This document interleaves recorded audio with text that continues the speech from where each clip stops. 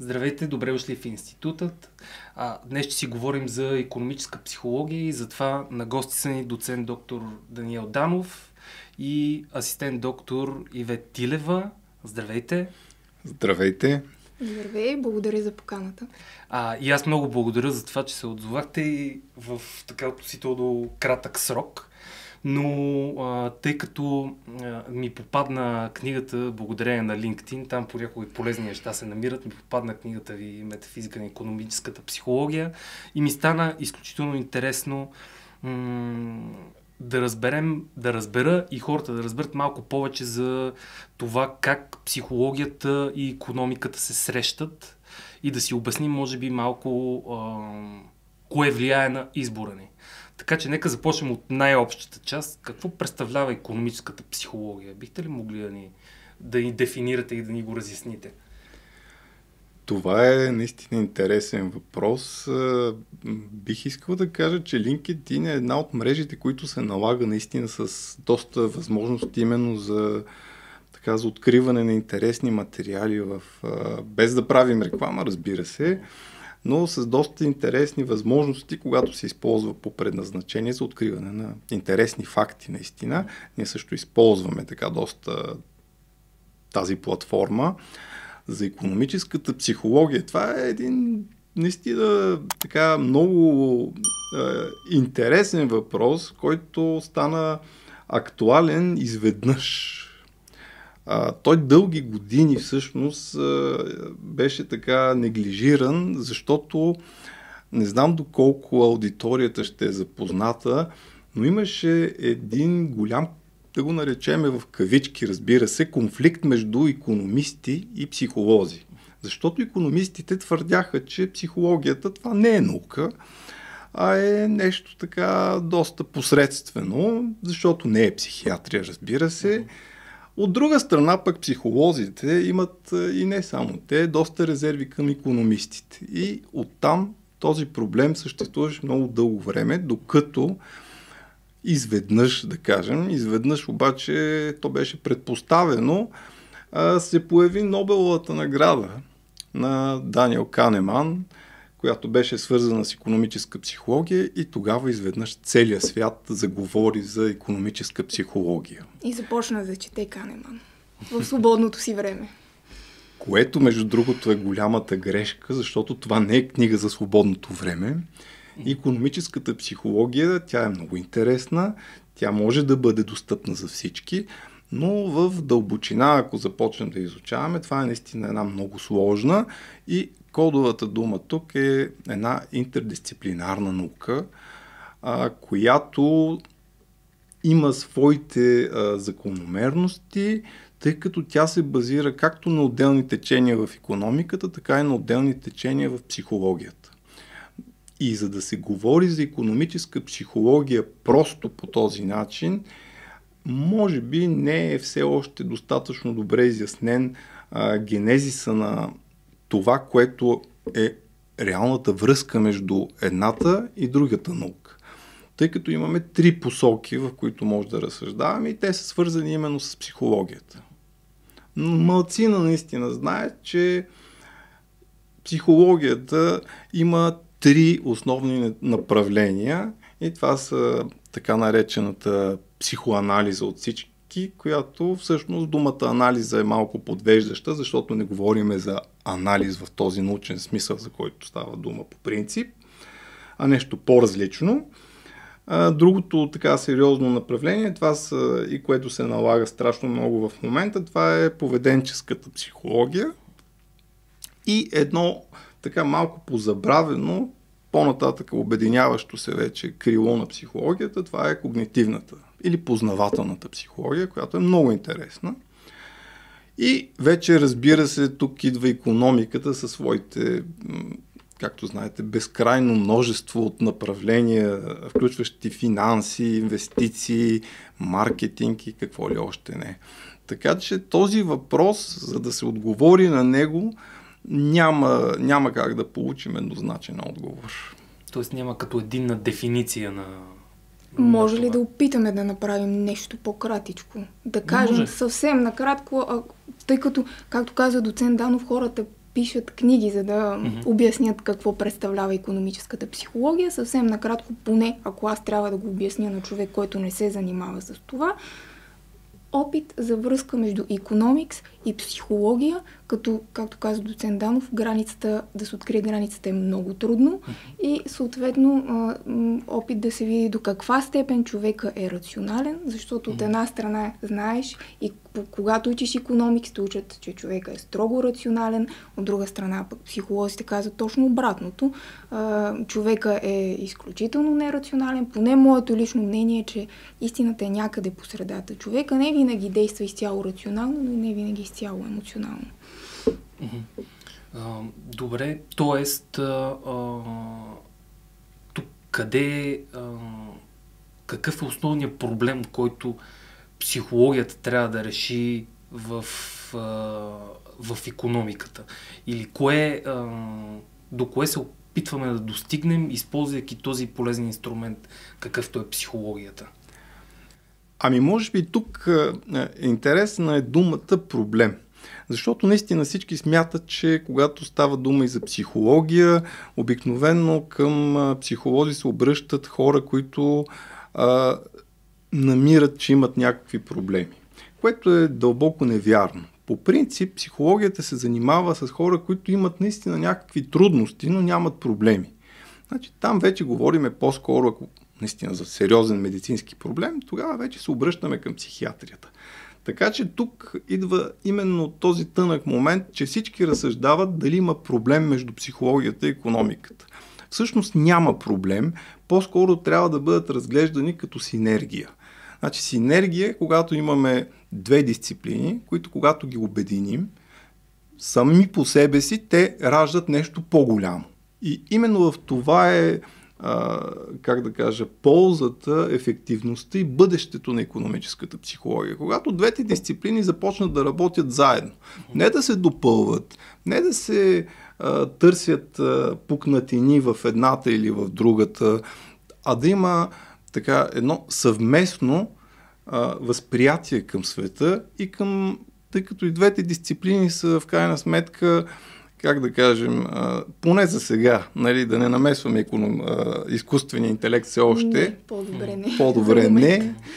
Но в един момент и това сигурно ще се случи, но в крайна сметка на практика нашето общество, пазарите са изградени не от някакви такива имагинерни от матрицата идващи машини и така нататък, а са изградени от хора. В крайна сметка хората са тези, които извършват реалната икономика, а пък психологията е наука, която изучава именно хората в крайна сметка. Така че именно там е и допирната точка между двете. И тя помага именно тези феномени и явления, които се намират в икономическия живот, да бъдат обяснени по един по-достъпен, по-лесен и по-разбираем най-вече начин. Защото наистина, както бяхме споменали преди мъничко, имаме рационални избори. Вие намесихте много хубаво темата за избора, която е изключително важна. И именно обясняването на тези процеси, как се правят тези избори, доколко тези избори са наши, защото има много избори, които ние смятаме, че ги правиме сами, самостоятелно, но те са предопределени. Добре, може ли да се каже, че ако, традиционната класическата икономика се фокусира върху крайния резултат от решенията, които ние взимаме като единици в икономиката, то икономическата психология по-скоро се фокусира върху причините за това ние да вземем конкретните решения. Да, всъщност, ако трябва да сме съвсем точни, икономикса, той даже не се фокусира толкова върху крайния резултат, той някак си по презумпция разбира, че човека е рационален. Човека е строго рационален и ние не можем да имаме никакви отклонения. В теорията, ако четеш традиционни икономикс, ти виждаш това. Но когато става въпрос вече за някои от направленията на икономическата психология, там нещата стоят малко по-различно. В зависимост от, съответно, както спомена доцент Данов, от направленията, те анализират различни феномени. Когато говорим, примерно, за поведенческа икономика или поведенчески финанси, там какво се случва?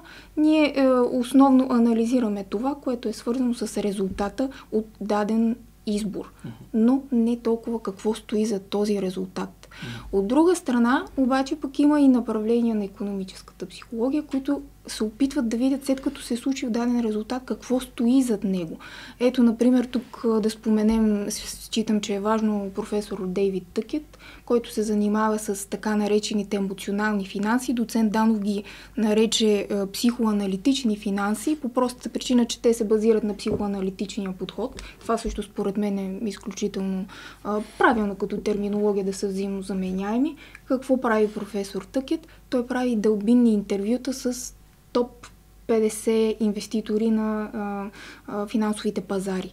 Практически какво постига той? Той прави някакъв анализ на база на наистина вече анализирани преживявания, отговори, но това е много индивидуален подход. Може да кажем, че примерно това направлението се фокусира изцяло върху този тип анализ. Да види какво се случва в главата на тези хора, за да направят конкретни избори. И той затова това направление всъщност е най-отличителното, поне според мен.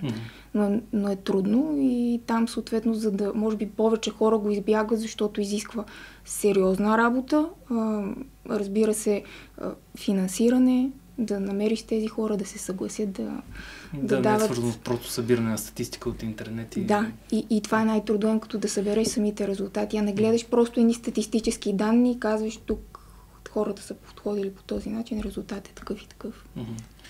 Да. Има нещо много интересно, което малко хора знаят. Всъщност, не знам дали се замислят наистина мнозинството, дори и учени, които работят в тази област, какво означава, откъде идва етимологията на думата икономика. Тя реално идва от домакинство, от стопанство. Това е организацията на един дом на практика. И всъщност още по-интересно е, че психолозите използват така наречения термин икономика на ума. Това не е привзето от икономиката, а просто е термин, който се е зародил съвсем независимо в психологията. Така че, както икономиката, много хора смятат, че тя е една суха теория, че има прекалено много такива данни, които се събират и на база на тях се взимат решения, аз дълбоко не съм съгласен с това. За мен икономиката е една наука, която има изключително и страшно много примери в тази област. Примерно да вземем един Стив Джобс. Той на практика този човек е ценен със своите умения именно да бъде креативен, да бъде интуитивен, което не се базира на някакви анализи на събрани данни статистически, които след това да бъдат по някакъв начин оформени и да бъде изнамерена някаква панацея. По-скоро обратно, търси си нещо, което да не е правено до този момент. И именно това е ценното и в икономиката, както всъщност и в нашата психика. Най-ценни са уменията, които ние придобиваме, базирайки се, разбира се, на нашия опит, но с времето ние ставаме по-зрели, трупаме този опит и ако го използваме по един правилен начин, на практика ние взимаме едни много добри решения, правим едни по-добри избори. Никога няма най-добър избор. Винаги са по-добри и все по-добри. Трябва да имаме стремеж те да стават все по-добри. Но на практика именно този стремеж към разчупване на рамките, мисля, че обединява двете дисциплини. Той не ги противопоставя. Просто ние някакси сме свикнали да смятаме, че всичко може да бъде изградено на математически модели, които математически модели сами по себе си не дават всички отговори. Те дават определена група от отговори и може би тук, ако се заговорим за миналото, предисторията на икономическата психология. Да, всъщност това исках да питам, тъй като повечето хора са запознати с видни представители на икономическата мисъл. Адам Смит, Рикардо, представителите на австрийската школа. Най-вероятно много хора са запознати и представители на психологията, от Фройд с психоанализата и така нататък, Карл Юнг. Но къде се получава пресечката точно в историята. Да, много интересно, между другото, че някакси тези съвременни автори, които се занимават в сферата на икономическата психология, някакси, поне в България, не са толкова нито преподавани, нито цитирани, освен, може би, Даниел Канеман и Ричард Талер, които са нобелисти, което е нормално. Но, може би, доцент Данов, като автор на метафизика на икономическата психология, да започне с това от най-дълбока древност, откъде идва самата идея за сега, най-дълбока древност, това е много труден въпрос. Мисля, че тук... Да кажа бобета, в който философията се разклонява и се специализира. Точно, това е много правилно, между другото. Наистина, това е много важен акцент, защото философията е майката на всички науки. Значи, преди имало само философия, всичко останало, физика, медицина и така нататък, всичко това са ни разклонения. Тя е реално майката. Така че, кога се заражда психологията и икономическата психология, труден въпрос, наистина труден. Ние много дълги дебати сме имали с асистент Тилева за именно кога може да се каже. И тук идва един момент, в който ние преценихме, че на практика именно индустриалната революция, това, че се появяват все повече нови продукти, от които ние може да избираме, може би там започват и хората да си задават въпроса, а как да направим този избор? Защото на практика вие, ако имате една чаша вода, нали, и няма нищо друго за пиене, нямате Кока-кола и нямате всички останали подобен тип продукти заместители, вие не може да избирате. И тази вода е била една вода, не е имало примерно, да не цитираме марки, разбира се, и няма нужда да избирате, както е сега в супермаркета, когато отидете на щанда с вода и виждате биовода, изворна вода, минерална вода, подизворна вода, водопадна вода, от гейзери вода, от Еверест, да, от Аляска и така нататък, тогава, нали, човек започва да изпитва затруднения. И именно когато се появяват с индустриализацията, навлизането на технологии, повече възможности, именно тогава и нарастването на изборите между това какво да консумираме, какво да потребяваме, това налага и някакво обясняване на тези процеси. Най-малкото как да бъдат продавани. Може би тук да вметнем, че вие го гледате в момента от гледна точка на потребител, потенциален, но тогава възниква и идеята за това, ако си, да кажем, собственик на даден бранд, как да накараш хората да предпочитат твоя бранд, защото не случайно знаем, че и тогава започва да се зараждат и първите реклами. Това е най-мощният инструмент, може би, за манипулация на избора. Мога така да направя това лирично отклонение. Просто исках да върна малко нещата за кога наистина се заражда идеята за икономическа психология. Много хора смятат примерно и така редица наистина известни личности повлияли върху всички тези процеси. Примерно един Неш, да речем, който е фигура, която се изучава, но примерно при него, нали, с създаването на неговата теория за игрите. Тя много често се споменава, но малцина си дават сметка, че тя е изградена, тя на практика е математическа теория. Тя е свързана с теорията на вероятностите, разбира се, че оказва огромно влияние, но на практика това е поредния опит, както той е правен многократно и от икономистите. Опита да се пресъздаде икономиката чрез математически модели. Дори един от ректорите на УНСС беше една такава много интересна личност, който също направи този опит. Това е професор Камен Миркович, който написа, и то преди наистина в едни трудни времена за писане на подобен тип книги, той се опита да напише едни математически модели в икономикса, които бяха наистина интересни, но на практика не даваха всички отговори. Даваха отговори до някаква степен, както и с Джон Неш се получава. Имаме отговори до едно ниво, изведнъж отиваме на ниво, в което ние няма как да обясним защо са тези процеси. И може би тук вече се намеси тази идея с емоционалността и дали това, което вие може би така правилно попитахте за доколко нашите избори са базирани на рационалност или на емоционалност. И тук вече започват интересните неща в икономическата психология. Кога ние правим някакъв избор рационално или емоционално? И с това започва до голяма степен и на това се базират и трудовете на Даниел Канеман, който не е започнал сам. Той започва да работи в екип всъщност с Емас Тверски. Много интересна личност, за съжаление той почива така преди да достигне до ниво за Нобелова награда. Нобелови награди, както знаем всички, не се дават на... Само да кажем, той реално е достигнал нивото, тъй като Нобеловата награда е дадена за теория на перспективите, но тя е дадена само на Канеман и малцина знаят, че всъщност е дадена само на Канеман, не защото това е основен негов принос. Просто 96-та година Тверски, мисля, че беше от меланома. Ето нещо много интересно, че дори хора, които се занимават с това нещо, допускат една грешка, както в момента направи доктор Тилев. Тя каза теория на перспективите. Това е превода. Което обаче не е вярно, защото всъщност това е проспектив теория, което означава и най-правилният и съдържателен превод е всъщност теория на очакванията. Което е съвсем различно от перспектива към очакване. Така че идеята е, че наистина те въвеждат именно този момент на по какъв начин ние възприемаме действителността.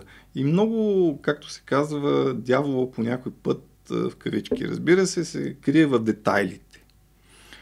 Има много въпроси, на които ние на практика отговаряме, но не винаги отговора ни е, да го наречем така, достатъчно верен и коректен. И защо? Ние нямаме вина за това, защото много често всичко е скрито в формулировката на въпроса, който ни се задава. Аз един така пример, който много харесвам и давам на студенти, ако ми позволите да ви го задам и на вас. Представете си, че имате $100, разполагате с $100 в джоба си и при вас се приближава човек, който ви предлага да ви продаде един Big Mac за $100. Бихте ли си го купили? Не. Твърдо не. Така. Нека сега да се опитам да преформулирам въпроса си с малко повече информация. Вие се намирате в далечна пустинна местност.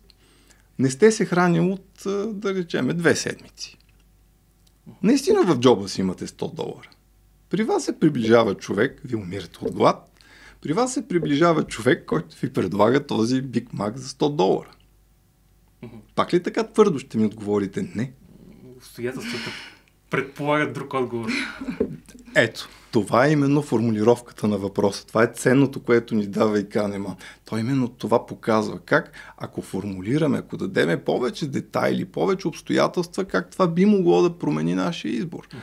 И на практика, не само вие, мисля, че 100% от хората първосигнално, включително и аз бих казал не, твърдо не. Нали? Това е.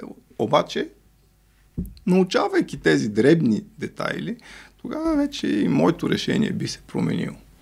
Добре, а дали когато си говорим за тази част на икономическата психология, свързана с избора ни, който е богат в съвременно време, от най-елементарните примери, свързани с супермаркети и огромно разнообразие, това не значи ли, че този аспект на икономическата психология, свързан с избора на потребителя, не е по-скоро наука и проблем за развитите общества, а пък за някакво племенно общество в Африка това не би имало значение поради липсата на избор? Абсолютно. Много точно го казвате. Точно така. Там няма да има този проблем, защото на практика няма никакъв избор. Така че там вече се връщаме наистина във времената преди индустриалната революция, преди развитието на технологиите. И наистина това би било един интересен експеримент да се види как всъщност тези достижения на икономическата психология биха действали в една такава атмосфера, в която нямаме супермаркетите, нямаме тези огромни избори и тогава ще видим, че процесите са съвсем различни. Решенията ще бъдат съвсем други и очакванията за тези решения също. Да, а може би тук, понеже доцент Данов малко се отклони от въпроса за генезиса на икономическата психология, не е лошо да споменем и сър Лайнел Робинс. И всъщност, ако трябва да кажем някой икономист, който за първи път наистина започва да анализира генезиса на икономическата... Да, има ли баща тази наука? Ами аз така го нарекох до някаква степен в дисертацията си, доколкото въобще може да се каже по този начин, но той беше първият така труд, в който се забеляза да се прави разлика между психологически и психичен процес. Ако ти задам сега въпроса, звучат ли ти като синоними тези две понятия? Ами, може би предвид логиката по-скоро към наука клони психичен процес, по-скоро явление или се бъркам? Значи, всъщност това беше най-интересното в неговото есе за връзка между икономиката и психологията. Написал го е някъде 20-те години на миналия век. Той също ги е бъркал тези понятия и ги е ползвал като взаимно заменяеми. Обаче има един много добър приятел, философ Хорас Джозеф, и той му е направил така забележка, че всъщност терминологично не ги ползва съвсем коректно. И ако можем да кажем, че тук има някаква разлика, да обърнем внимание на това, че психичният процес е нещо, което се случва в съзнанието на хората. То може да е осъзнат, може да не е осъзнат психичен процес, но когато той стане обект на анализ, както икономическата психология се опитва да анализира тези процеси, тогава той се превръща в психологически. И ако можем да кажем, че всъщност от някъде това нещо започва така малко да се изяснява, може би това е есето на сър Лайнел Робинс. Да, това ми напомня, като стана корона кризата, доста често взаимозаменяемо бяха епидемичен и епидемиологичен в медиите. Точно, да. Тоест, този учен ли се смята за, как да кажа, едно по-формално обединение вече на двете направления? Ами, сега, тук ние хората винаги имаме този стремеж, това е част от нашата психика на практика. То най-правилно е, наистина трябва да отделяме психиката, това е това, което сме ние реално. А психологията просто е това, което изучава психиката и тези процеси. И от тази гледна точка ние винаги се опитваме да си упростим за нас нещата. Мозъкът работи по този механизъм. Той иска простото. Значи, той иска да има първия, да има бащата и така нататък. И до голяма степен асистент Илев е права наистина, че сър Лайнел Робинс е един от основоположниците. В своето време той не е бил прекалено така добре приеман, защото е бил странен. Може да опитам нещо. Той за икономист се е възприемал ли за психолог? Той е икономист. Той е реално, всъщност, може би това е първия, поне от това, което аз изчетох, единствено в неговия труд съм забелязала някакъв такъв стремеж за разграничаване на психологически, психичен процес, опит за намеса на психологията изобщо в икономиката. Поне до този момент не съм виждала някой, който така да се задълбочава в... Говори се за избора на човека в икономиката, но не толкова обстойно. Но както се казва, се е родил твърде рано. Доста изпреварил времето си, наистина той е бил нещо, което е било екзотично тогава. На всички негови трактовки и така нататък са били гледани под лупа с интерес, разбира се, но и същевременно с един сериозен скепсис. Така че наистина той обръща внимание на тези процеси.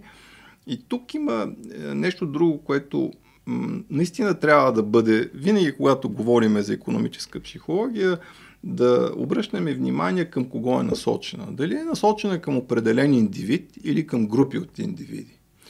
И тук трябва да кажем, че ако наистина сър Лайнел Робинс говори за посоки, които са свързани с отделната личност, преди него има един много популярен автор, Гюстав Любон.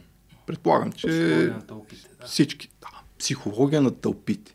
И това понятие, тъй като особено в българския пример, когато човек чуе тълпа, някакси той не го възприема добре. Той си представя някакви...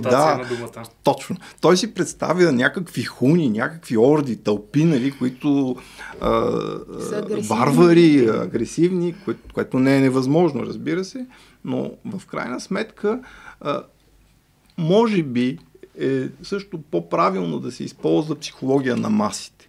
Защото, кое е интересното и защо просто искам един съвсем малък акцент.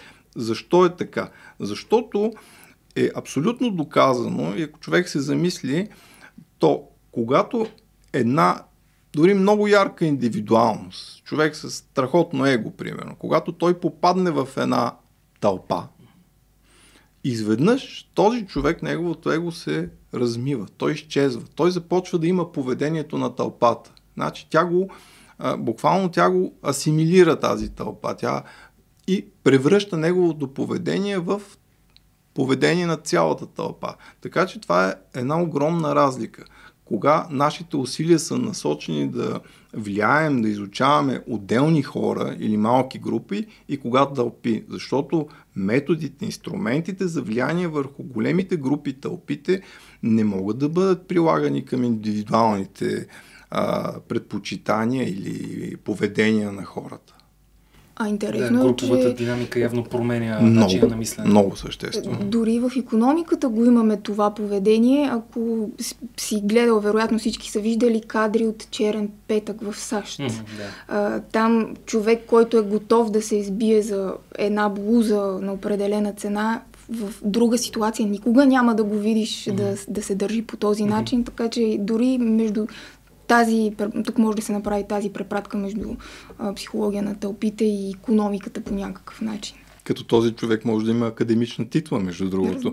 И попадайки изведнъж в една такава атмосфера, тълпата наистина го привлича. Той започва наистина всички тези знания и трупани умения и такива задържащи механизми, които има, те могат да бъдат наистина преодолени в момента, в който се получи това явление. Има ли такова разделение вътре в науката? Една част, която е по-фокусирана на групата, друга част по-фокусирана върху индивида? Тук може би трябва да обърнем внимание на методите, които използва конкретното направление в икономическата психология, тъй като тя се базира на направленията, които каза доцент Данов.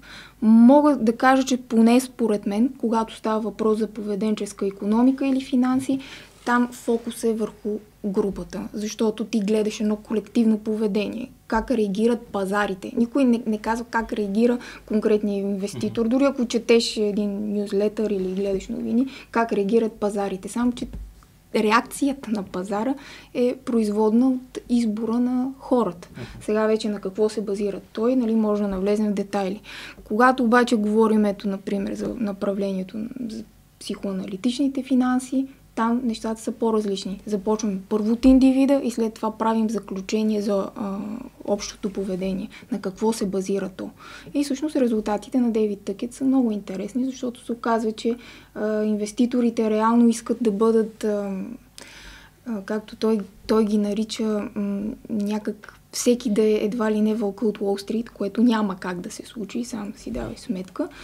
Но въпреки това, те чрез разказите към Дейвид Тъкет и тези дълбинни интервюта започват да вярват в това и създават едни истории, които той нарича опасни за финансовите пазари по простата причина, че когато ти повториш едно нещо около 100 пъти, ти започваш да вярваш в него, другите инвеститори го чуват, това по някакъв начин променя колективното поведение. Има много интересни примери за това специално, когато става въпрос за поведение на финансовите пазари. Тук има един много интересен момент, именно свързан с това как може да се влияе. И той именно сега, защото инвеститорите все пак това са една група от хора, които не е чак толкова, как да кажа, голяма. Интересното е, че особено покрай COVID-а и с новите технологии, образно казано, апликации, силно се демократизира и се разшири входа към инвестициите. Човек буквално с 5 лева може да ги вложи за купуване на даже част от акция, не на цяла акция от компания и да се чувства инвеститор и да му идва нюслетър от компания. Това е така, но трябва да направим тук едно важно разграничение, че на практика инвеститор може да бъде всеки, но на практика тези, които са като вълка от Уолл Стрит, защото той е много популярен, на практика това не са инвеститори. Това са хора, които предоставят услуги на хора, които искат като вас, примерно, да инвестират. Да, с времето много хора решиха, че могат и сами да бъдат инвеститори от всякакви професии, но на практика там е по-интересно, защото там се управлява. Тези хора влияят и това е точно този модел на скрито влияние, който ние не го усещаме, който може така да ви подведе, че вие да инвестирате своите пари и да ги загубите. Обикновено това е така, за съжаление, крайният ефект, но той може да ви накара да го направите, може да ви подведе, може да го направи добронамерено и така нататък, но на практика инвеститор и тези, които са инвестиционните компании или самите брокери, които вече са представителите на инвеститорите на борсите, на тези пазари, са нещо малко по-различно. И всъщност Дейвид Тъкет се занимава именно с дилърите. Той прави психоаналитични сеанси именно с дилъри на борсата, което, разбира се, там вече си е необходимо сериозно образование, сериозен опит. Но аз просто, ако ми позволите да върна една идея назад, за именно как влияят моделите на поведение в едно общество. Има един хубав пример, който е свързан с модата. Модната индустрия, защото тя е много показателна и тя наистина е така нещо, от което може да научим страшно много похвати. Примерно, аз лично бях така много в началото изненадан и много скептичен, че това нещо може да се развие. Това е така наречената мода, която е свързана с дрехи оверсайз. Първият момент аз си казах, това не е нормално, това няма как да се наложи. В смисъл, че това не изглежда красиво, особено на по-млади момичета и момчета. Това поне в моите очи, може би от моята възраст, изглеждаше наистина просто практически не смятах, че това може да има някакво поле за развитие. И сега наблюдавам, че всъщност не само, че има поле за развитие, а започна именно този модел. Започнаха, примерно, наистина така, лидерите в групите, защото всяка групичка, особено тинейджери, си има своите лидери, модели на подражание. Те започнаха да се обличат така. Това, както се казва, повлече крак.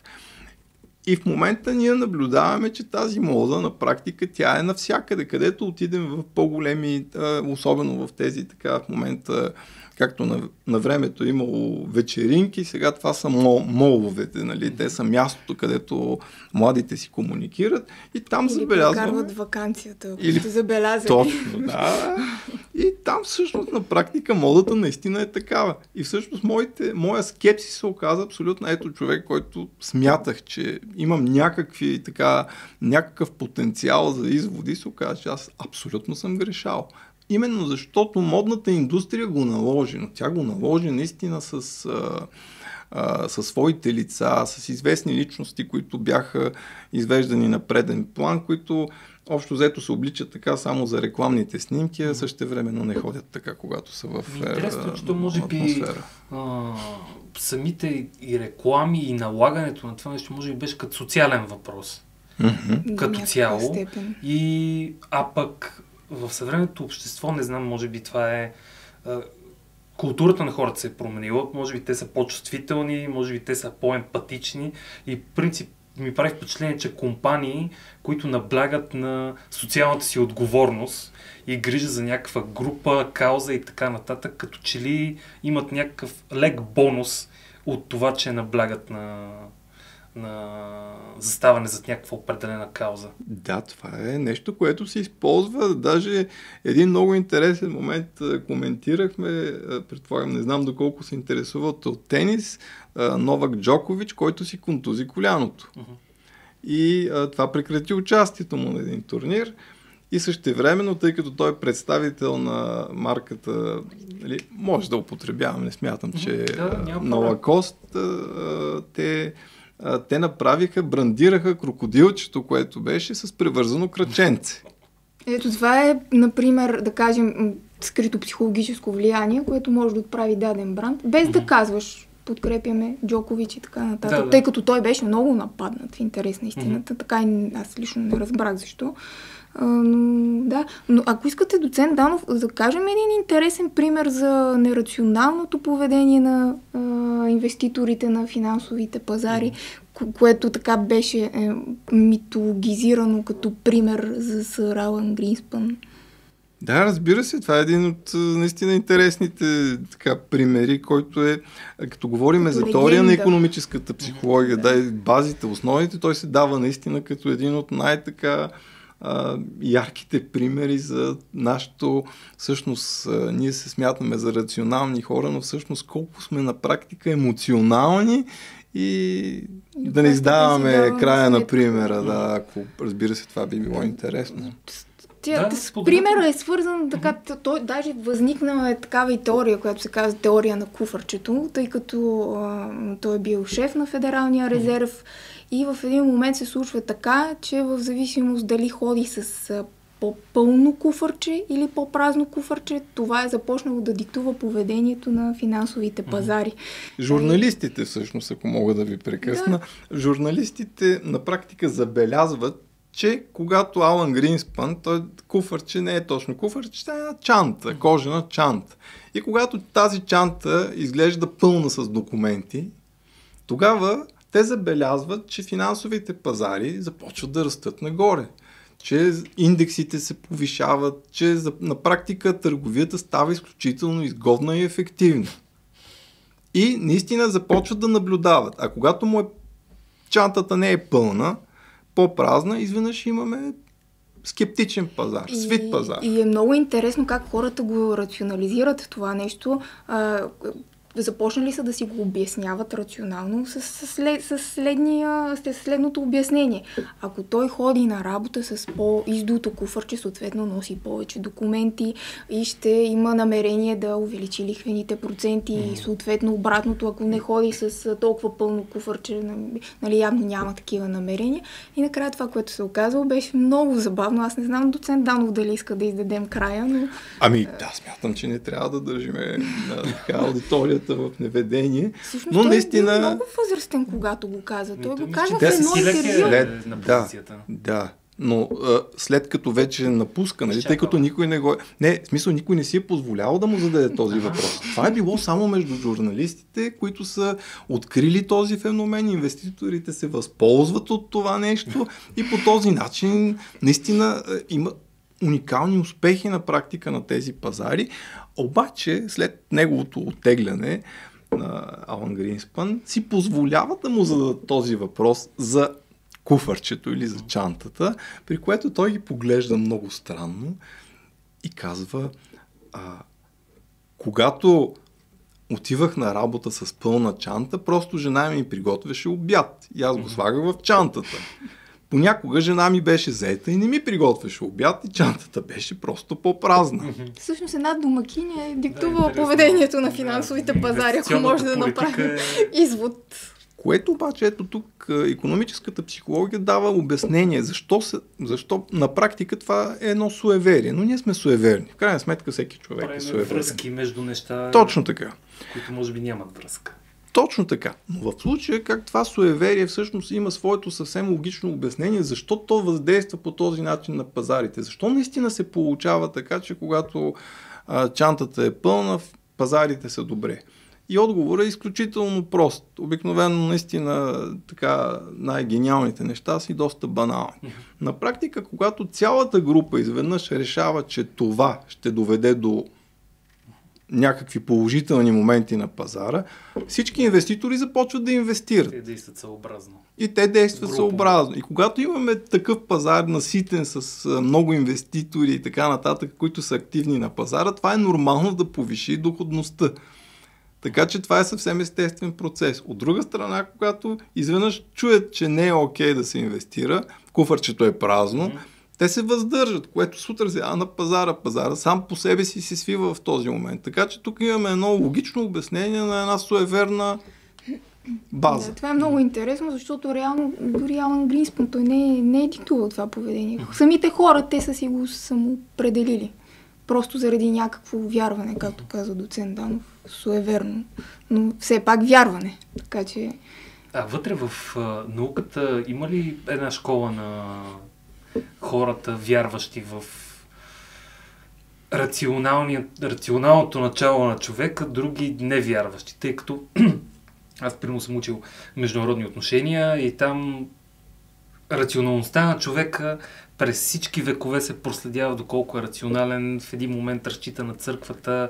След това Макиавели казва, то хубаво църква, ама ако има наводнение, ако сложиш диги, пак ще е добре. Пак ти разчитай на църквата. След това вече има просвещение, Лок, Хобс, Монтескьо, така нататък. И всички гледат върху рационалността на човека. Едни са против, едни предполагат, че взимат изначално идеята, че човека е рационален. В икономическата психология как е? Рационален ли е човека или не е? Всъщност тук можем да кажем, че точно тази битка между икономисти и психолози, дали обикновено икономистите твърдят, че човек е рационален, а психолозите обратното, тя трябва да приключи. И трябва да се намери някаква граница. Какво означава някои хора вярват, някои не вярват. В една ситуация ти можеш да постъпиш изключително рационално, в друга може да постъпиш изцяло емоционално. Или пък да си в тълпа, зависи от ситуацията. В икономическата психология, за разлика от икономикса, нямаме това понятие при равни други условия. При равни други условия е едно много удобно, така стерилно ограничение, което обаче ни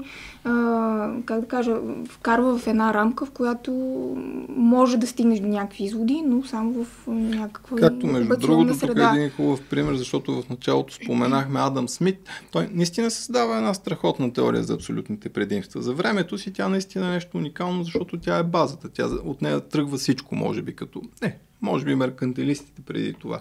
Но въпросът е, че в крайна сметка Адам Смит говори за две стоки, за две държави. На практика в света няма две стоки и две държави. Така че всеки опит всичко да бъде по някакъв начин рационализирано до такава степен, че то да бъде вкарано в някаква рамка, не само според мен, а по принцип е обречено на провал. Значи ние трябва винаги да бъдем адаптивни, трябва да подхождаме с идеята, че нещата се развиват, че се появяват нови процеси, нови явления. Ето сега сме изправени пред нещо, което, вие казвате, че едни хора, както църквата плаши, едни хора много се плашат от изкуствения интелект. Те смятат, че това едва ли не ще има война като в Терминатора, в която машини срещу хора и така нататък. Не, аз лично не смятам така. Но въпросът е в друго, че доколко сме рационални, вие този въпрос го задавате, и доколко сме емоционални, винаги сме и двете. Човека не може да бъде само едното или само другото. Тук може би не е лошо да вметнем и една теория на Хърбърт Саймън, който също е Нобелов лауреат. Той създава една концепция, понятие по-скоро, която нарича ограничена рационалност, която до известна степен се опитва да даде отговор на това кога и при какви условия човек може да е рационален. Това, което казва той, че ние можем да направим рационален избор при три условия. Ако ние имаме някакви когнитивни ограничения, имаме информационни лимити и съответно имаме и времеви ограничения. Когато ти трябва да направиш избор, не можеш да го правиш 5 години, например, като отидеш в магазина. И тук това бих казал, доста интересно, защото на практика аз си дадох сметка за това нещо преди години, когато даваха едни реклами, както казахме, рекламите са най-мощният инструмент за манипулация на една компания за козметика, не знам, мога ли да я кажа. Може да. Гарниер, не знам дали на теб ти е направил впечатление, може би на мъжете не, но когато жените обикновено сме си говорили за тази козметика, ни правеше впечатление, че казаха в тези реклами и продукта не съдържа парабени. И този експеримент си го правя като тест с студентите и винаги е едно и също. Като ги попитам какво са парабените, първо те не знаят, после ми казват, че със сигурност е по-добре да си купиш козметика, в която няма парабени. Нищо, че ние не знаем какво са парабените. И аз съм имала мои познати, които идат и ми казват, този крем е страхотен, в него няма парабени. Тя няма понятие какво са парабените, но това е страхотно. И преди време тая реклама я гледа една моя позната, която е химик, и тогава тя зададе един много хубав въпрос. Добре де, то няма парабени, ама като няма парабени, тогава какво има? И всъщност тогава ти си дай сметка, че там може да има нещо много по-вредно. Ти си мислиш, че правиш някакъв страхотен рационален избор, защото в това нещо няма парабени и маркетологът ти го е поднесъл така като звучащо нещо, като живото застрашаващо вещество, но всъщност един химик може да ти промени някакси посоката на мислене. Ти си дай сметка какви наистина когнитивни ограничения имаш. Ти не можеш да знаеш всичко. Явно сме научени, че като има без на продукта, значи е по-добре. Психологически инструмент зависи за влияние, по някой път и със е много добре, защото на мен една от любимите ми така в момента в маркетинга и в някои магазини, когато влизам, така реклами или продукти, които виждам, това примерно са перилни препарати или препарати за миене на съдове, които са веган. Да, това е много интересно, да. Аз никога и до момента не мога да си дам отговор на въпроса как може, примерно, едно веро да бъде веган и всъщност кое веро не е веган на практика, защото нали, не знам да се прави веро от, примерно, или някакъв перилен препарат от продукти, които са, как да кажа, на животинска основа, но няма значение. Въпросът е тук доколко наистина ни се представя този избор и този избор, доколко когато се каже, че той е медицински доказан, доколко това наистина е така. Защото аз си спомням една реклама, която беше прекрасна от 50-те години на миналия век, в която се казва, че трябва да се... Това беше реклама на масло, хранително масло, животинско. И там беше казано, яжте много масло и бяха дадени дечица, които ядат масло, буквално ядат с шепи масло, защото маслото е мазно и по този начин то смазва вашите съдове. И всъщност кръвта се движи много по-добре, мускулите се движат много по-така смазано, да кажем, и добре, така че яжте масло. В крайна сметка, нали, години късно сега медицината пък казва не, нали, обратното. Така че това да се позоваваме на такива факти, научно доказани, не знам доколко е правилно, защото самата наука отрича години по-късно нещо, в което твърдо е вярвала. Така че докъде може да стигнем въпроса тук в тази посока. Хубав е примера с изобретателя на лоботомията, на който също дават Нобелова награда, но след 7-8 години вече този метод, ако някой лекар го практикува, практически в днешно време, ако някой направи такава манипулация, по закон влиза в затвора. Така че и тук може да намесим до някаква степен и теорията на Ричард Талер, теория на побутването, която взе Нобеловата награда през 2017, ако не се лъжа. Неговата концепция е, че трябва обществото съответно да бъде побутвано в определена посока, така че да прави избори, които са добри за него. И за самия индивид, разбира се, но тук винаги възниква въпроса защо някой друг трябва да решава кое е по-добро за теб. Дали да ядеш масло, примерно, или да не ядеш масло, да си купиш крем с парабени, които са консерванти или не. И тук възникват така, поне за мен, тази пробойна в теорията на Ричард Талер, иначе тя звучи много красиво. Побутването от кого трябва да бъде осъществено? Побутването, то може по принцип да бъде осъществено и от правителство, от отделни държави, от отделни дори и бизнесмени, но тук все пак нека да си дадем сметка, че когато един човек използва този метод на манипулация, ние трябва да си дадем сметка и до каква степен той е етичен, защото всеки от нас има някакви етични норми и, например, сега ако трябва да дадем някакъв пример, Ричард Талер се опитва да внедри тази теория, например, в, кажем, хотелиерството, защото се изхвърлят страшно много храна от all-inclusive в хотелите.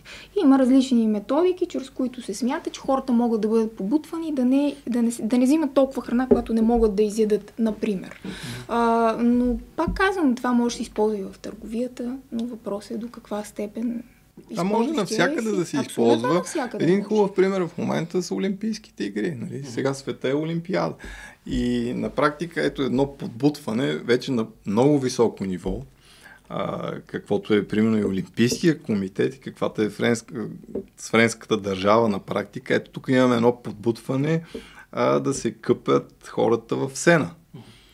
Което, нали, тъй като тук трябва да се... Защото, нали, ние не си даваме сметка, че това не е просто едно така желание. Тук става дума за едни огромни ресурси, които са били инвестирани.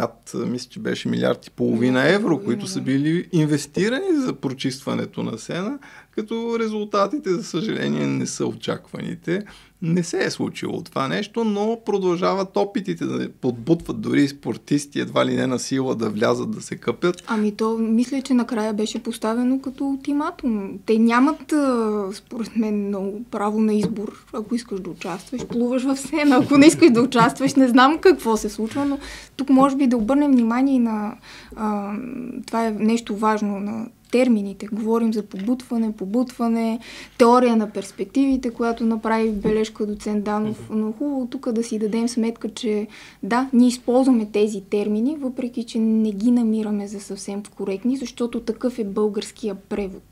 И когато го говориш или го обясняваш на някой студент, ако използваш термин, който смяташ, че е по-подходящ, той може да не разбере съвсем за какво точно говориш, ако преди това не си му обяснил. Ето, примерно, това, което коментирахме за самото побутване. То не звучи много научно. И някак, ако трябва да бъде заместено, може би импулсиране е по-добре като термин. Звучи като американец да го формулирам. Точно. То е така. Другото, което е, нали, теорията на перспективите, така я превеждат, но практически, както каза доцент Данов, терминологично не звучи... В смисъл на английски не е това. И когато има преводи от български на английски, малко може да се загубим в превода, особено ако не знаем за какво става дума. Просто много хора наистина искат да чуват, когато се говори за академични среди, за професори, винаги има такава една идея, че трябва да се използват някакви много сложни понятия, такива, които са неразбираеми. Примерно аз имам така един много любим пример, как могат нещата да бъдат направени по-сложни. И това е с една поговорка, която сигурно всички са чували. Това е нека така да я кажа научно, ако е удобно. Това е обществена формация, която е постигнала висока степен на консолидация, е в състояние да транспортира обширни геосинклинални масиви. Чували сте, нали? Не. Сговорна дружина, планина повдига. Дали в академична среда по-скоро, пишейки даден текст, те си мислят за това какво ще мислят колегите, а не дали ще го разребат потребителите. Според мен, да. И наскоро, буквално преди дни гледах един подкаст с психотерапевта Иво Величков и той каза нещо много вярно, че според него така сложните хора се стремят да опростят това, което искат да предадат като информация и обратното. По-простите хора да го усложнят. Просто ние изповядваме тази концепция, че нещата трябва да бъдат достъпни, трябва да бъдат разбрани. Наистина е хубаво, когато имаме термини, когато тези термини са научни, но какъв е смисъла да ви кажа някакъв термин, който на практика няма да говори нищо? Особено когато се занимаваме с преподаване. В крайна сметка студента иска, поне според мен, голямата част иска да разбере същността на това, което му се преподава. Иска то да стане достъпно за него. А не иска просто да слуша някакви сложни термини, които на практика, излизайки той от залата, няма да си спомня нищо, няма да е разбрал нищо. Тук е вече един сблъсък, наистина, на който трябва да се проведе между хората, занимаващи се с преподаване. Кое е по-добрия вариант? Лично за мен по-добрия вариант е нещо да бъде достъпно. Може да използваме наистина някои по-простички думи, като подбутване и така нататък, вместо импулсиране, което звучи, нали, по-добре, но наистина ли е по-добре обаче за аудиторията? Това, тъй като значи, ние до сега говорим за теории и така нататък, но ние се занимаваме и това, което се преподава поне на нашите студенти. Аз трябва да кажа, че на практика в катедра МИО е първата катедра, в която възникна въобще дисциплината икономическа психология сама по себе си. Това беше още 2002 или 2003 година, някъде около Нобеловата награда на Даниел Канеман. Но идеята е, че ние се опитваме да предоставяме на студентите, тъй като все пак и тук е връзката с икономиката, информацията от гледна точка на практическата психология, практическата икономическа психология. Това, което наистина работи, което те могат да използват евентуално в своята работа, в своя бизнес, в комуникацията с други икономически структури и не само. Така че ние се опитваме да предоставяме именно такива обяснения, които са свързани, защото и да разпознават чуждото влияние, между точно, да разпознават чуждото влияние, защото ние много често сме обект на... Ние говорим сега как взимаме своите избори. Трябва да ви кажа, че всички остават учудени колко на практика нашите избори са вече предпоставени. Че ние въобще почти нищо не решаваме самостоятелно. Дори има едно изследване, това е разбира се, на невролози, които твърдят, че всъщност когато вие решите, че нещо, примерно, дали в момента да се подпрете, това нещо вие го правите с идеята, че сега сте решил да го направите, но всъщност мозъка го е решил някъде около 5 секунди предварително. А по някой път, тъй като бизнесът в крайна сметка разчита на тези неща, той ви манипулира да взимате определени решения или поне ви дава някакви посоки да ви насочи. Да, в които да тръгне мисълта и в които да вземете окончателното решение, примерно за покупка. Така че ние се опитваме именно да възпитаме в студентите именно това знание. Може как ли да разпознаваме? Кажете някои основни моменти в това как ги учите да разпознават? Някакви основни, въпреки че съмнявам се, че за 5 минути това нещо може да бъде обяснено, но нещо, което практически човек може да си вкара в главата, което да го има предвид следващия път, когато му се предлага нещо или... Веднага мога да ви дам нещо, което за мен е един много важен пример, който на практика той не само в икономика, той в нашия живот винаги се намесва и много хора остават очудени. Това е чувството за вина. Вие изпитвали ли сте някога чувство за вина? Разбира се. Знаете ли, че всъщност, когато човек изпитва чувството за вина, айде да не генерализираме, да бъдем крайни в 100%, но 99,99% от случаите на практика вие не сте виновен. Чувството на вина е нещо, което винаги е вменено. То започва още от ранното детство с родителите, защото някои родители вменявайки чувството, че едно дете примерно е виновно, по този начин се опитват да го възпитават, което е погрешно. Но то започва още от там. Когато примерно казва, ето ти беше прекалено буен, затова падна, затова се удари, затова нещо ти се случи. Ти си виновен. Това обикновено не е така. По-нататъка продължава, примерно, за съжаление, в училище. Когато някои учители в стремежа си да получат някакъв авторитет, започват да обвиняват, примерно, ученика.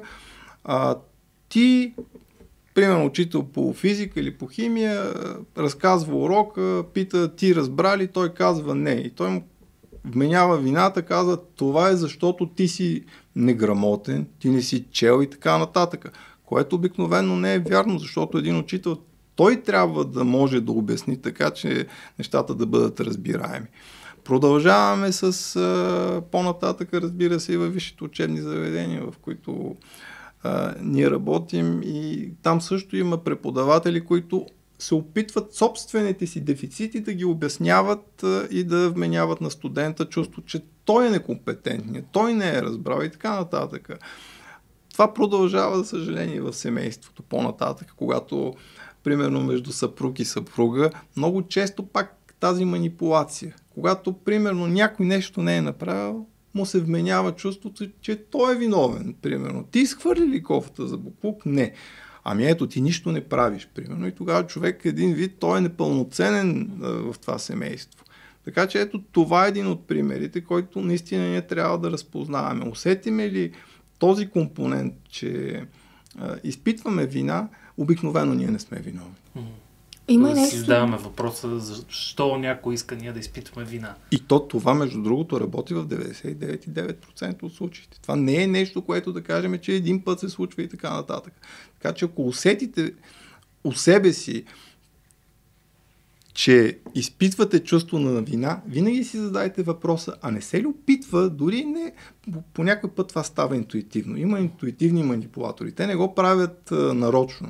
То просто им, така да кажем, идва отвътре това да го направят. Така че винаги си задавайте този въпрос. А наистина ли съм виновен? Не свърших ли аз нещата както трябва, но просто се случи нещо, което доведе до някакъв друг резултат. Не беше ли поискано от мене повече, отколкото аз мога да дам?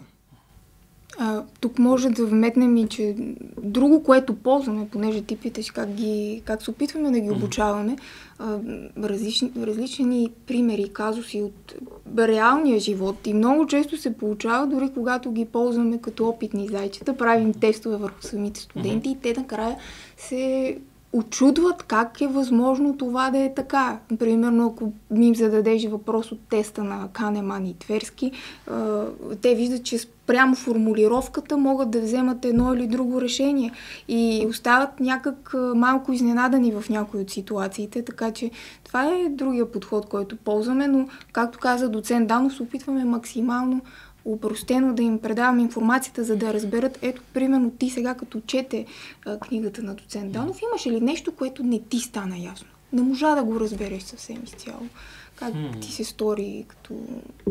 Не бих могъл да посоча нещо конкретно, което да кажем не било неразбираемо. Ако сега седнеш и почнеш да четеш, например, Фройд, ще те попитам ти нещо разбрали по-скоро, колкото нещо не разбрали, защото наистина е много важно, особено според мен, когато преподаваш, да се опиташ да поднесеш информацията така, че да бъдеш разбран. За съжаление, хората, които са психолози, публикуват различни статии и книги, те пишат много сложно. И поради тази причина, още в самото начало с доцент Данов обърнахме внимание, че Канеман той не се чете, той се изучава. Понякога трябва да отвориш в оригинал, трябва да прочетеш по 2 или 3 пъти даден абзац. Имало е случаи, в които са ни казвали хора, професори, ами аз не го разбирам Канеман. Той просто изисква усилие и пише, така да кажем, малко по-сложно. Тук е хубав пример с Фройд, защото го споменахме. Фройд е наистина една гениална личност. Обаче, тъй като аз докторантурата, която съм правил преди време, тя беше свързана с именно психоанализа, психоаналитична психотерапия и ми се налагаше да изучавам Фройд, трябваше да полагам изпити, свързани с Фройд и аз просто откровено с моя ментор тогава си говорихме и казах, за мен някои неща са наистина неразбираеми. И тогава той ми каза, Фройд, когато е практикувал, когато е говорил, той е бил наистина така, е показал страхотни резултати. Но когато пише, той пише изключително неразбираемо. И дори има случаи, в които хора са смятали, че примерно това се получава от факта, че той е примерно немско говорящ и че примерно когато пише на английски не може да се изразява толкова добре. Има хора, които учат специално немски език, за да прочетат трудовете му в оригинал на немски. Резултат е абсолютно същия. Неразбираем. Просто един велик човек, както и Канеман, който обаче просто начинът им на писане, на изразяване на мисълта е изключително трудно достъпен. Така че тук в случая наистина Канеман е един подобен пример, един велик учен, един наистина уникален човек, икономически психолог, който обаче неговия стил на писане е много труден, наистина много труден. На нас ни е коствало страшно много усилия ние да си обясним това, което той пише, за да го преведем и да го предадем след това пък и на студенти. Тук аз сега се замислих за това, което казахте за Фройд и си дадох сметка, че всъщност да, Канеман пише така, обаче ако отвориш, не знам дали си гледал клипове на Канеман в TED, всъщност той обяснява изключително добре. Когато говори, той поднася на публиката информация, така че да бъде разбираем. Може би това е някаква характеристика на психолозите или не знам. Не, това е естествен, как да кажа, начин на изразяване. Всеки човек или го има, или го няма. Да, точно така. Примерно, както има едни хора, да речем, които примерно са невероятни таланти в някаква област, но по принцип пък имат проблеми в общуването с хората. Аз един такъв пример така, защото е наистина много популярен, дискутира се, това е така нашата невероятно известна и талантлива певица Лили Иванова, която всички твърдят, че тя е страхотен професионалист, уникален глас и наистина това трябва да отдадем заслуженото, но като човек, при общуването с хората, тя е много труден човек. Така че то е същото и при писането и изразяването. Това просто са такива особености, които ние трябва да приемаме. Мисля, че не е добре, когато ние на базата на едно качество отричаме друго, или пък на базата на това, че някой авторитет е невероятен в някаква област, ние трябва да го възхваляваме в абсолютно всяко негово действие. Мисля, че пак трябва да се взима от всеки един човек. Няма съвършени хора, няма абсолютно завърши. Може би някога имало някъде в Тибет и така нататък, но на практика ние сме хора, ние сме живи. Дори тук, тъй като споменахме Олимпиадата за китайските спортисти, които са буквално като роботи, но дори и те правят грешки. В крайна сметка ние сме хора. Може би такъв тип хора, които виждаме, че успяват наистина на едно високо ниво в обществото, докато катерят планината, ние някакси се припознаваме в тях. Ето един човек току-що излязъл нагоре. Но може би пък вече като са горе са пример за това, което ние не сме. И изведнъж пък искаме слез малко надолу. Това е нещо много хубаво, което казахте, защото това е едно от най-хубавите средства за манипулация и за влияние, която използва модната индустрия, примерно. Която, примерно, ви показва, да речем, някой спортист, който е или някоя личност, или певец, или известна личност, артист, който е облечен по определен начин. И ние смятаме, че ако облечеме същите дрехи, ние ще се превърнем в този човек. Искаме да се асоциираме. Ние винаги искаме да подражаваме на най-доброто. Ние никога няма да подражаваме на, примерно, някой така бедно облечен или човек с не такива възможности. Ние искаме винаги точно върха да следваме, така че това се използва, обаче, както се казва, може да бъде използвано и срещу вас. Има ли нещо друго, освен това чувство за вина, което говорихме, което да е като част от арсенала ни за самозащита срещу манипулация? Според мен трябва да внимаваме много дали някой не се опитва да ни вмени страх. Това поне според мен е най-мощният инструмент. Знаете ли, тук не мога да не дам нещо, което лично мен много ме впечатли, когато задават този въпрос на Ганди. Неговият отговор е много така на прима виста, човек си казва, добре, това е прекалено банално. Обаче, когато започнах и аз да размишлявам над това, разбрах всъщност колко е прав. Когато го питат какъв е начинът да се защитим от всякакво влияние, негативно и така нататък и манипулации, той казва, трябва да се научим да казваме не.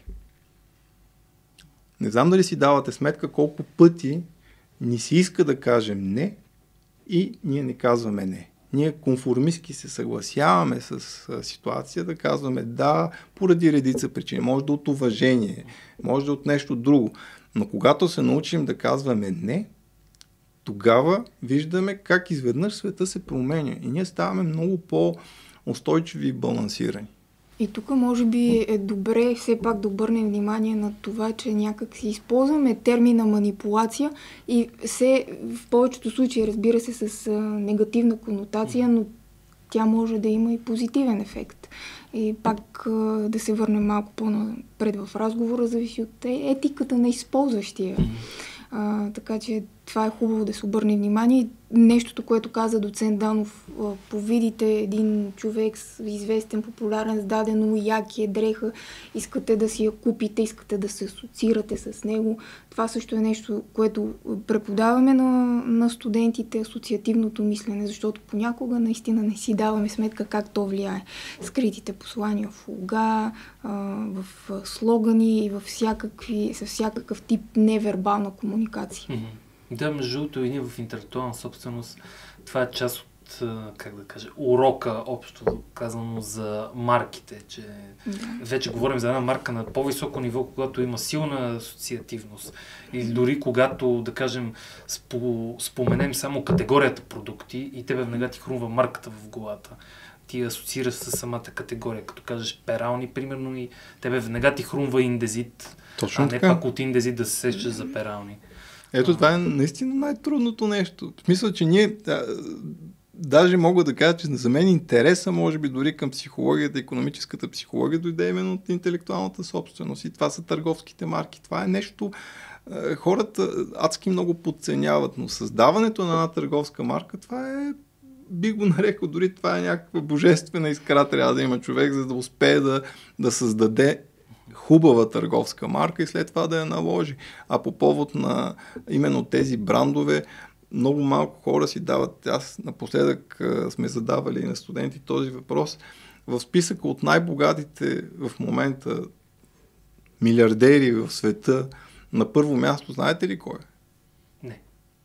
Ами много от студентите и те са прави, защото 9 от 10 в топ 10 са IT компании или такива, които се занимават с логистика. Но на първото място е притежателя на марките Louis Vuitton, на тези луксозни брандове. Така че ето, дори това е показателно колко важен е този бранд и търговската марка наистина е един страхотен инструмент за влияние. Това и за съжаление има и изобилства и от много примери негативни, с които обикновено ги използваме за учебна цел, защото с негативните примери може би най-лесно се възприема къде човек може да допусне грешка и то доста сериозна грешка, така че брандът ти не просто да няма хубаво лого, ами да се провали на даден пазар, тъй като ние се занимаваме и с международни икономически отношения и анализираме и това. Има брандове, които се реализират страхотно на един пазар и на други пазари просто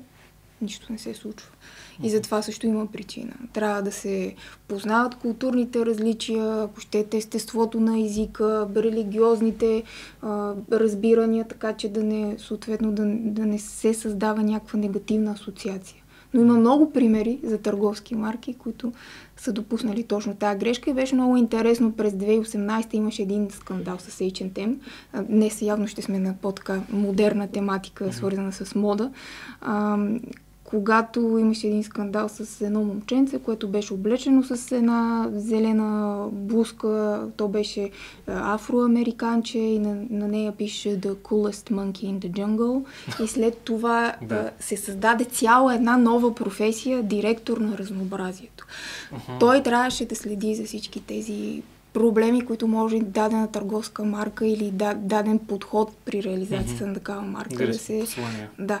Не разбрах защо това не може да го прави просто един експерт, който се занимава с международен маркетинг, но това го внедри модната индустрия. Може пък и чисто в комуникация с обществото, като кажеш, че имаш някой, който отговаря за разнообразието, звучи сякаш наистина ти пука и си ангажиран с проблемите на обществото.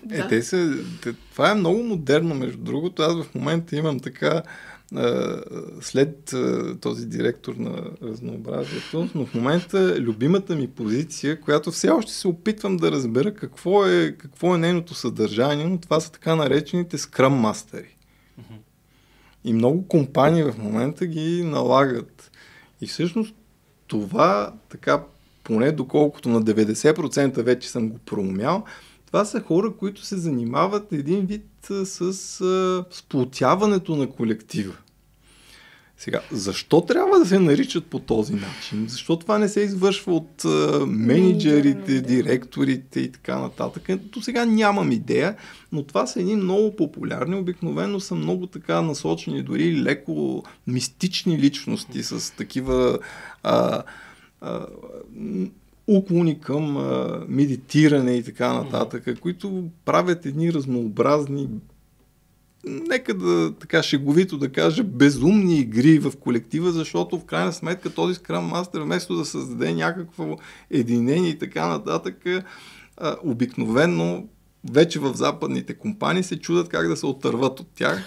И те с това стават сега модерни в нашите компании, защото вместо да създаде именно един сплотен екип, на практика създава едно невероятно напрежение.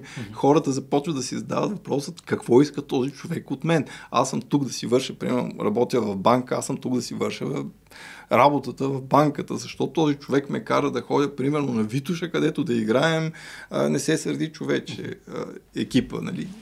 Което отклонява най-малкото внимание от преките задължения. Това между другото се случи и с професията директор на разнообразието. Гледам, че лека по лека вече почва да се оттегля. Най-интересната и нова професия на бъдещето, не знам обаче дали сте я чували, тя ще бъде психолог на изкуствения интелект. Така че отиваме вече отвъд всички граници за разбиране, поне според мен. Това ще е най-големия абсурд. Но и такива футуристични прогнози има. Като говорим за нерационалното, какви други прояви на как да кажа, на нерационално поведение се наблюдава в икономическата психология, които са идентифицирани? Тук може би споменахме няколко да поговорим малко и за парадокса на избора на професор Бари Шварц, тъй като пък той е бил изправен пред един избор, който в последствие е решил, че е бил нерационален. Написал е цяла една книга, само защото отишъл да си купи дънки. Отишъл е, влязъл в един магазин, искал да си купи най-обикновени дънки. Оказало се обаче, че продавачката го е заляла с варианти, в които може да си избере широки, тесни, еластични, черни, бели, с, примерно да кажем, с кръпки, без кръпки и така нататък. И той човек е казал, аз искам просто едни обикновени дънки. След като пробвал 2 часа, избрал си едни дънки, прибрал се с дънките, които, цитирам, са били най-удобните дънки в неговия живот и въпреки това той не се е чувствал щастлив. Според теб това рационален избор ли е било, така как ти звучи? Може би рационален, но отнемаш прекалено много енергия в случая. Именно. Така. Тъй като ти няма как да разгледаш всеки един избор, който е наличен. Това е кодовото, точно именно това е важно. Изключение, примерно, на...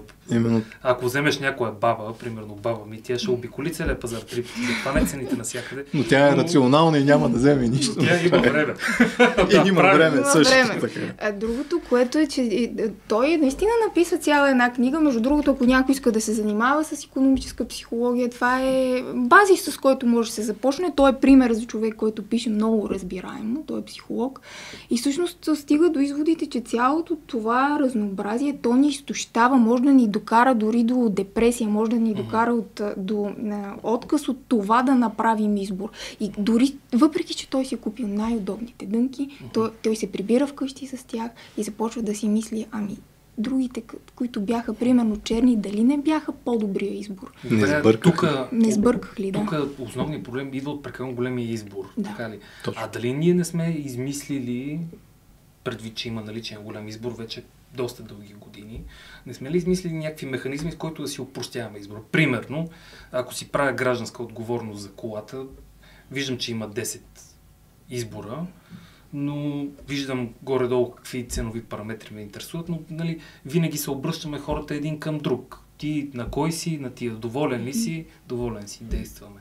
Не сме ли си намислили някакъв начин, примерно на база опит, чужд опит, собствен опит? Не, тук се намесват регулациите вече и държавата и този така стремеж към либерализъм, който има своите, разбира се, как да кажа, и позитивни моменти, както пак може би този пример на Олимпиадата, когато сега бяха допуснати мъже, жени и други полове. И започнаха скандалите. По същия начин, именно организирането на тези неща и стремежа да бъде пазара все по-свободен, се налагат регулации. Това, което вие казвате реално, на практика би означавало, ако дадеме преимущество да има една гражданска отговорност, тогава ще ни обвинят в монополизъм. Ще кажат, ето това се създава монопол на практика, което не е добре. В смисъл, тук вече икономистите ще кажат, това вече не е окей, това не е свободен пазар. Точно, да.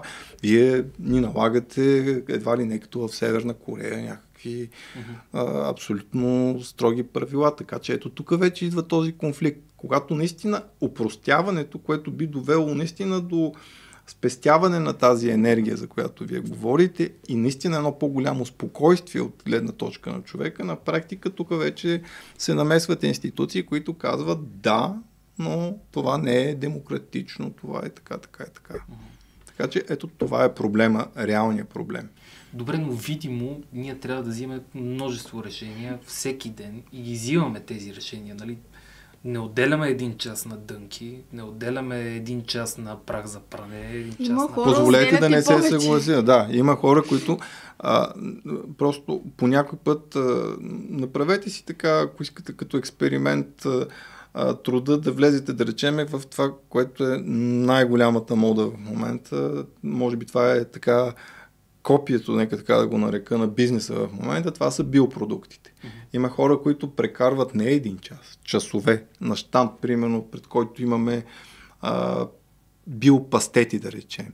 И те прекарват не 1 час. Аз съм виждал хора, които прекарват, влизал съм в магазина след 3 часа, влизам, той продължава да стои. Въпросът е това преживяване. Те считат ли го за негативно изживяване? То може би зависи от човека. Има хора, които обикалят моловете и го наричат шопинг терапия. За други това може да бъде еманация на изпилване на нервната система, буквално.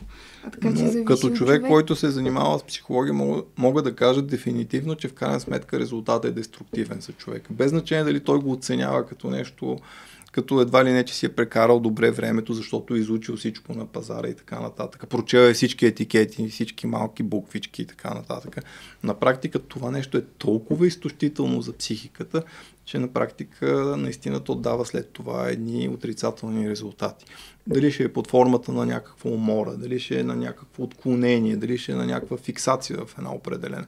Така че никога този прекомерен избор и това вглъбяване никога не е добре, защото пак тук говорим вече за крайно поведение. А крайното поведение, това е девиантно поведение. И това вече, за съжаление, по някой път достига и до болесни състояния, които, нали, тук отиваме в областта вече на медицината и на психиатрията. Дали точно този прекомерен избор и, как да кажа, това, че то е някакво неприятно изживяване за нас, не прави тук удобно влизането на рекламата, което пък цели да ни опрости.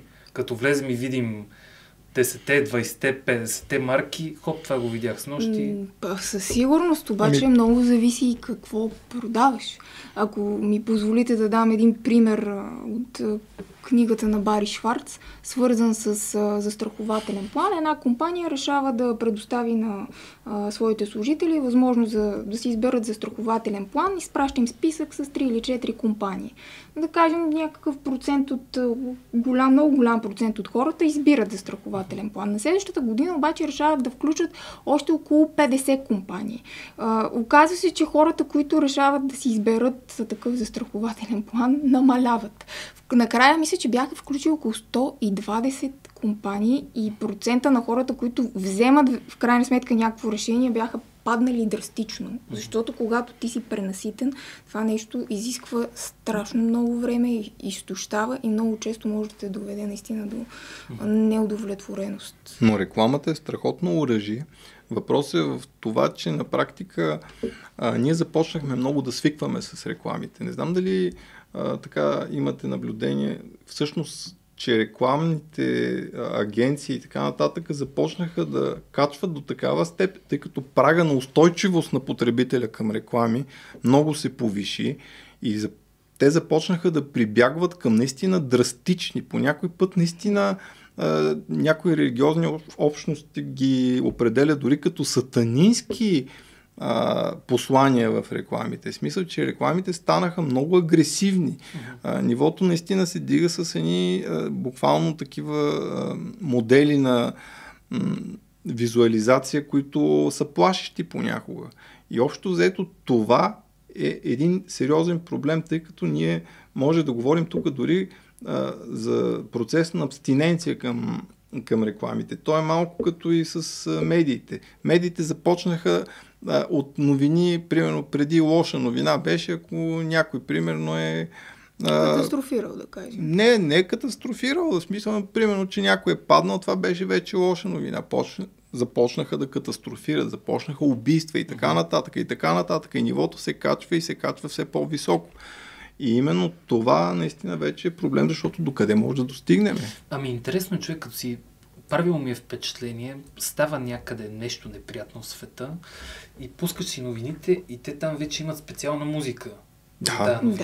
Имат специални кадри. Тоест, тя вероятно е подготвена. Аз седи ги гледам и си мисля, вие не ми представяте новини, вие ми представяте филм. Вие се опитвате директно да манипулирате чувството. Абсолютно точно така. И точно този музикален фон, който се подбира. Това е много важно, защото вече тук говорим за едно въздействие, когато на времето рекламата е била само върху един лист хартия, вестник или брошурка и така нататък, като сега вече имаме пълния арсенал от възможни инструменти за въздействие, каквито са визуализация, музика, съспенс. Ние вече имаме сценарии дори на рекламите.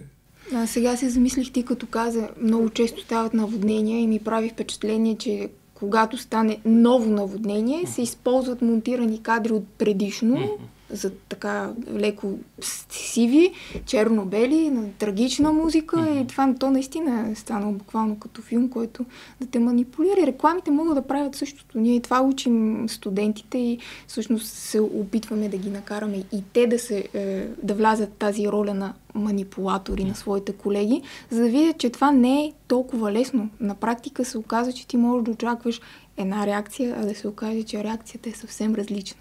И хубаво да познаваш това нещо, да го познаеш още в университета, за да може като излезеш извън тази стерилна среда, защото определено университет е стерилна среда, в която ние трябва да се учим. И ако сбъркаме, както каза доцент Дамов, не е проблем. Обаче ако сбъркаш след университета на работното си място, например, може да ти коства и работата. Така че хубаво да се научим. Но трябва да поставяме някаква граница. Трябва да има някаква рамка. В смисъл, това не може да, как да кажа, в един момент това до такава степен започва да става приемливо, че вече е приемливо да гледаме война. Приемливо е да слушаме за убити деца. Не ни прави впечатление, което вече това наистина надминава абсолютно, как да кажа, естествените, човешки, как да кажа, норми на поведение, които са, в крайна сметка, ние сме едни социални същества, ние живееме не самостоятелно. Докато в момента именно това изоставане на хората, които прекарват живота си пред един екран и той живота му изглежда като един филм, като нещо, което е абсолютно... Този процес психологията го нарича дехуманизация. Между другото, той започна да се използва от военните. Не знам дали сте виждали снимки от военни самолети, примерно, когато пилот бомбардира. На практика той на екрана си вижда една електронна игра. Той вижда едно екранче. И това е много важно, защото той ако вижда какво причинява, този човек нямаше да издържи на това напрежение. Така че този процес, изучене, нарича се дехуманизация. И ако всички ние станеме дехуманизирани, това сега не искам да звуча краен, но това наистина ще бъде края на цивилизацията, каквато я познаваме. Ако сам се замислиш, ти спомниш ли си какво ти беше усещането, например, деня, в който се събуди и чу, че е започнала войната в Украйна? И какво ти е усещането, като гледаш кадри сега? Разбира се, отрицателно. Да, но интензитета на емоциите... Интензитета, тъй като то е нещо различно от всички дни преди това. Да, но сега нещо ново е вкарано, но с времето... Вече имаш и война от страна на Израел. Вече имаме 5 убити, 10 убити. Това въобще не го отчитаме като бройка. А това са хора. За съжаление. В един момент дори е трудно да държиш хората ангажирани към абсолютно. войната. Според мен даже хората вече са толкова пренаситени, че... Не, те трябва да изключат. Ето това трябва да е границата. Значи това трябва да е границата. В крайна сметка запазването на човешкия живот е в основата на цивилизацията. Това трябва да е границата. Не може да се премине тази граница, когато дали е бройката, пак статистика, 1, 2, 3, 5 човека. Това смятам, че наистина е достигане на един капацитет, който оттам нататък просто нямаме идея. Значи тук боравим с неща, които, как да кажа, това е като да дадем на едно дете тротил, примерно, и да му дадем един кибрид и да видим какво ще направи. Оттам нататък нямаме представа какъв ще бъде резултат в крайна сметка. Интересно ми беше, искам да задам един последен въпрос, който е свързан с това, комуникирайки с представители на бизнеса, те предполагам някой от тях ви питат, може ли да дадете някои съвети, които чисто практически могат да бъдат интегрирани в процесите ни, базиращи се на постиженията на икономическата психология, които да, как да кажа, най-общо казано, да подобрят средата, да ни направят по-конкурентоспособни. Тъй като на практика ние се занимаваме, правим това в практиката реално, обикновено винаги най-важното нещо, което казвам в началото е, че трябва да се запознаем с средата, с конкретната компания и така нататък. Мисля с хората, които работят там и тогава може да дадем вече някакви насоки. Да дадем просто някаква панацея, някакво лекарство, да кажем, правите примерно любимото ни позитивно мислене, ставате сутрин пред огледалото, казвате всичко ще е наред 5 пъти и всичко е наред през деня, това не е работещо. Така че ние винаги искаме да се запознаем с структурата на компанията, с хората, които работят, с тези, които я ръководят и тогава вече може да дадем конкретни съвети и насоки в каква посока да се движат нещата. Трябва да дам един пример от моя професионален опит, само че по-скоро стоях от другата страна. Бях част от компания, която беше решила, че ще вземе човек, консултант, който се занимава с така нареченото NLP, за да може да подобри комуникацията в екипа, да може да ни даде някакви съвети как да станем по-добри търговци и така нататък. Всъщност грешката, която беше направил този човек, беше точно това, което каза доцент Данов. Той се опитваше да ни обучава в кавички с примери от индустрии, които нямат нищо общо с компанията, в която аз работих. Ние все едно говорихме на абсолютно различни езици и това нещо, разбира се, продължи само веднъж и като цяло беше катастрофален резултата, така че е много важно наистина да се подхожда индивидуално. Ясно, контекста е всичко. Точно. Адаптирано към човека. И към компанията. Най-малкото това е уважение към този, с който комуникираме. Нали? Мисля, винаги трябва да се уважаваме. Това е нещо, което малко пропускаме, но примерно ние и това е така, може би, като накрая завършващо. Винаги аз, и това е на студентите им го казвам, и нямам никакво съмнение в това, че ние обучаваме студенти и същевременно се обучаваме от тях. Аз лично научавам страшно много неща от моите студенти. Така че това е един взаимен процес. И на практика всяка една комуникация, тя е взаимна. Дори сега, когато седим с вас, на практика ние обменяме нашите мисли, нашите виждания по въпросите и трябва да ги приемаме или поне да се замислиме на това, което чуваме. Разбирам. Да, много е важно уважението и не само когато става въпрос за съвети, които, както ти питаш, ти искат от бизнеса, но и когато става въпрос за студенти, защото много често и те не искат съвети, даже бих казала по-често и трябва да се подхожда към всеки с уважение и тогава мисля, че резултатът наистина е много добър. Добре. Благодаря ви много. Благодаря, беше много приятно. И да ме аз благодаря. Много приятно. Благодаря.